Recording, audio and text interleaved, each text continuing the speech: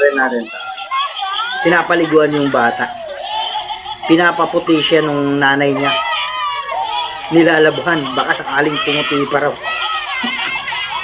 Labas sa tide. Iyak ng iyak. Yes, panoorin natin tong magtutropa. Ayan, sinindihan nila yung apoy. Uy! Nalaglag yung isang lalaki. Nalusong sa Puso Negro. Kawawa yung cellphone. Uy! Dalawang lalaki pala to. Dalawang lalaki.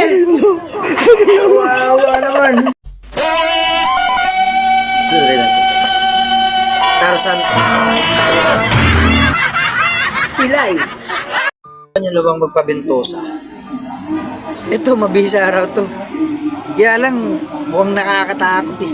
Ito siguro kailangan ko kasi laging masakit ang katawan ko. Kaya lang, mukhang pagkatapos eh, grabing sakit din ang katawan ang aabutin. Hello!